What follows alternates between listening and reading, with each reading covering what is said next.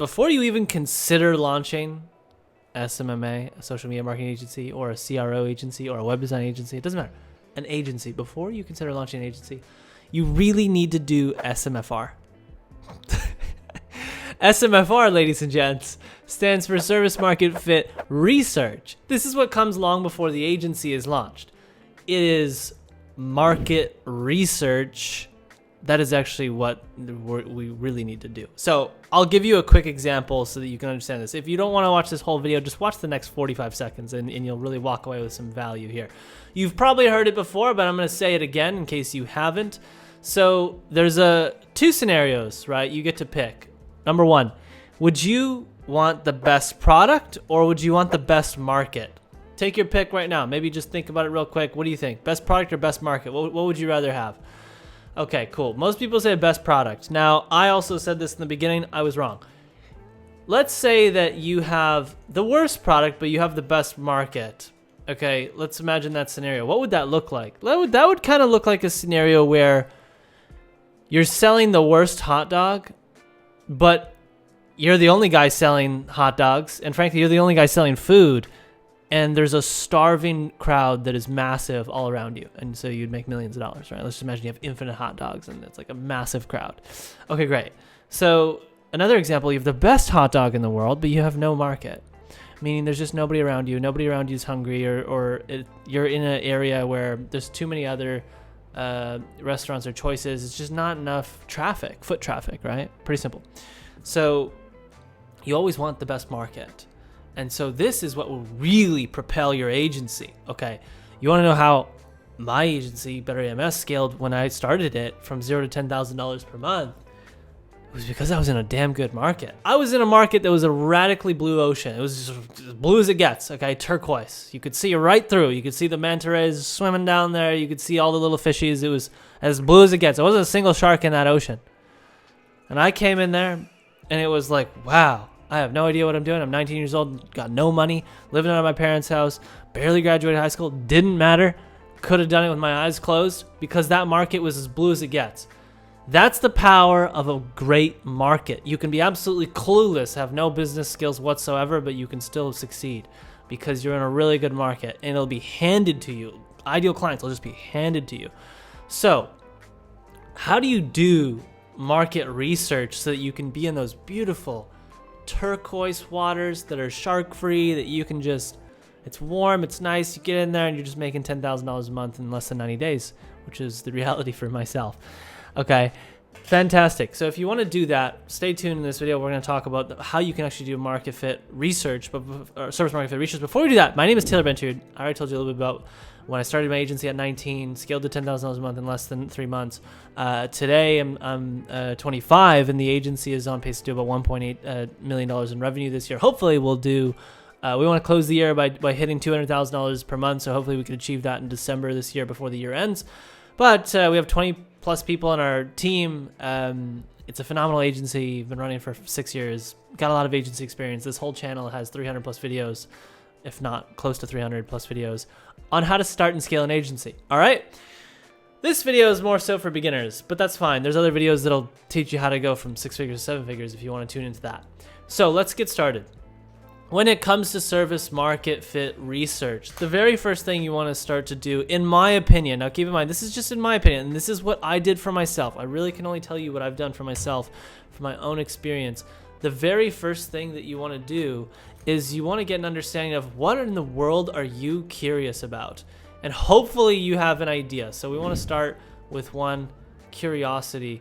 Now, this might sound really ridiculous and weird, but let me give you a real example. When I was doing my service market fit research, and my mentor at the time was like, hey, you got to really just understand, like, what are you curious about? What do you want to get into, right? There's a million different things you can do and make money in, but what are you most curious about? I loved advertising. I loved marketing. Marketing was so cool to me. I always had this idea that, wow, if you understand marketing and you can advertise products successfully, you'll never be broke.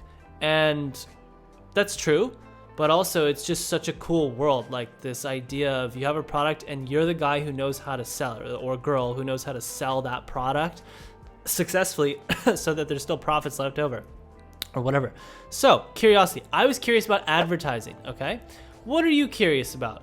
This requires you doing some introspection, requires you asking some questions, looking at your behavior as a human being on this planet called Earth, right? So number 2, once you've identified your curiosity, then you want to start to think about what market could I enter that is tied to this, okay? So to do that, you're going to have to also kind of look at the service. It's hard to just do one or the other. So in the beginning, the market and the service are somewhat tied together, but curiosity was advertising. So my next step was I was researching, well, what types of advertising do I want to learn?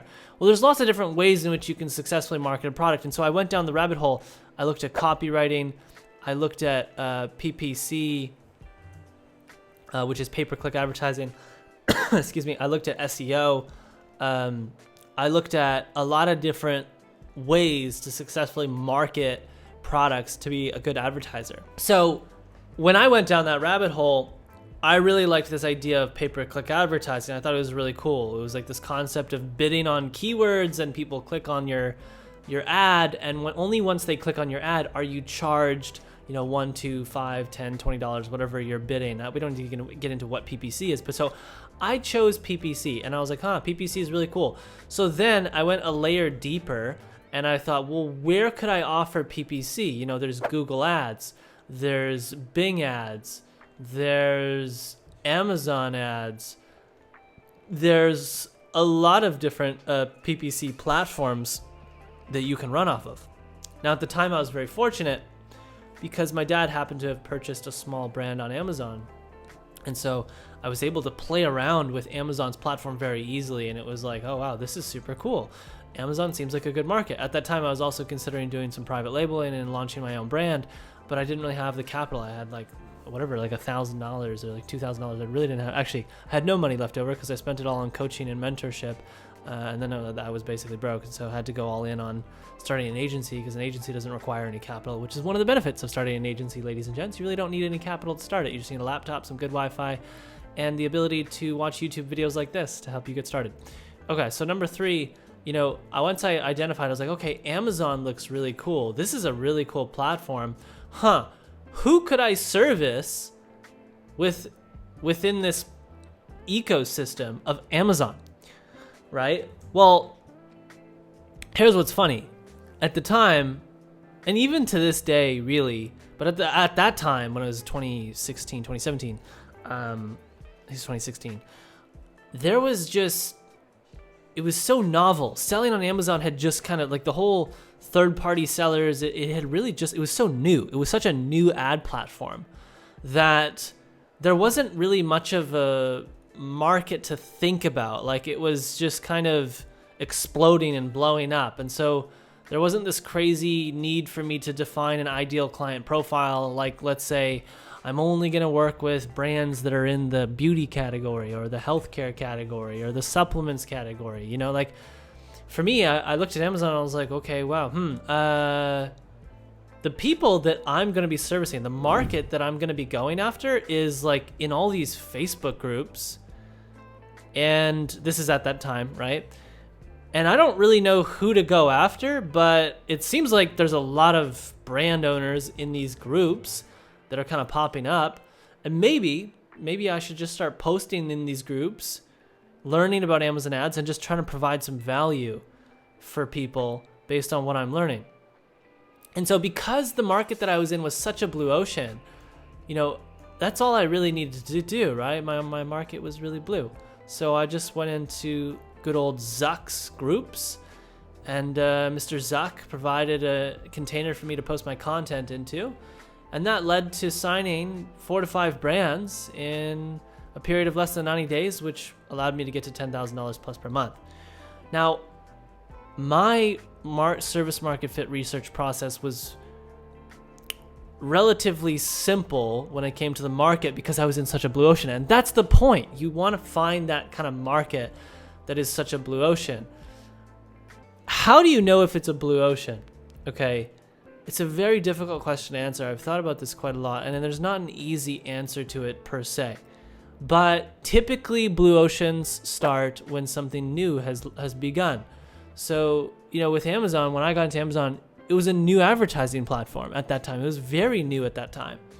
So when you look at today, what's a new advertising platform that's come out? Well, YouTube Shorts apparently just launched advertising.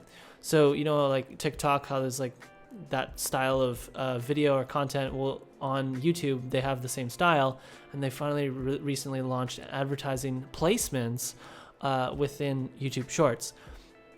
Does that mean that offering YouTube Shorts as a service is a blue ocean?